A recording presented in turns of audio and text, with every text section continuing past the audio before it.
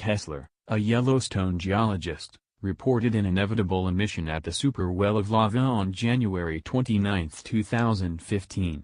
So far there have been no real ejections at Yellowstone, however we are still inside the 2-week time span he gave for the assumed emission, with only 2 days left to see whether his expectations were exact or not. Strangely enough, this data dovetails with data already revealed by IntelliHub, making Kessler's cases all considerably more genuine. Also the way that there was more than 1,900 reported quakes all through the recreation center in 2014 alone as swarm action keeps on expanding. On March 4, 2014, IntelliHub went over data, by an anonymous source, who revealed that the White House had requested the United States Geological Survey, USGS, to stifle seismic tremor swarm information inside the area to conceal what might be originating from the overall population. What's more, this is the place it gets frightening, as Yellowstone and a 1,000-mile swath encompassing the recreation center's supervolcano might be on the precarious edge of an elimination-level occasion, ELE. Truth be told, reports recommend that antiquated helium-4 gas has broken the surface layers of Yellowstone's hull and is currently getting away into the world's air. Combined with the current and sudden ground-level ascent in the recreation center, we might be taking a gander at a formula for calamity. All things considered, Michio Kaku, a well-known hypothetical physicist, called attention to in a January 2011 report which broadcast on CNN, "When it blows, Yellowstone, it could annihilate the United States as we probably am aware it, that's what is making us anxious." Shockingly, later in the broadcast, Kaku went ahead to clarify how a 1,000-mile ring of the U.S. would likely be obliterated if the supervolcano really went. Furthermore, to exacerbate the situation, geologists all presume that the recreation center is long past due for an ejection. Truth be told, the last Yellowstone emission was thought to have occurred around 630,000 years prior, which means we are around 30,000 years past due, actually placing us in the last place anyone would want to be, front line. Kaku additionally called attention to that, each and every burp, mumble, of this huge supervolcano, including the transcend ocean level, must be observed deliberately.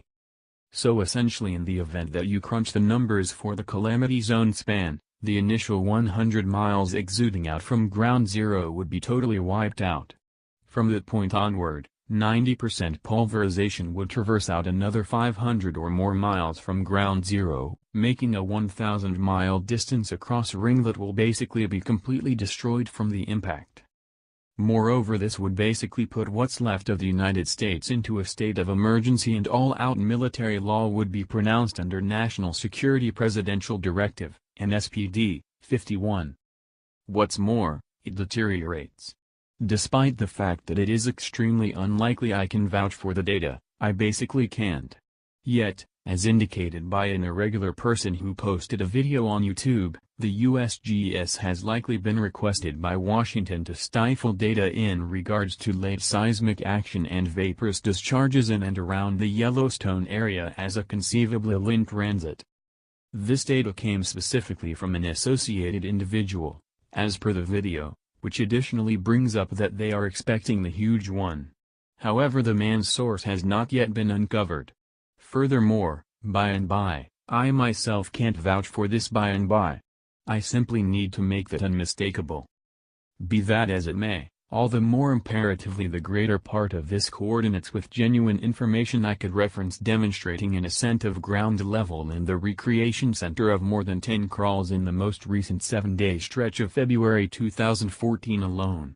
So normally this has me pained, as Michio Kaku himself expressed, as the ground begins to rise, an ever-increasing number of seismic tremors take place. That's about all the notice we get, noting an inquiry with respect to a cautioning.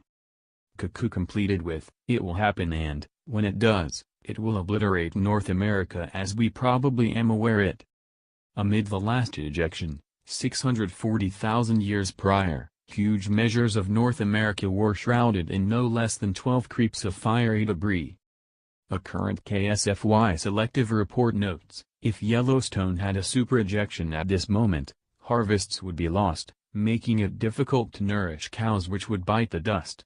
Market costs would soar as meat, grains and grain would be hard to find. Face veils would be required as taking in volcanic cinder is basically the same as taking in little particles of glass. And the greater part of this would prompt a Mad Max-like situation over the U.S.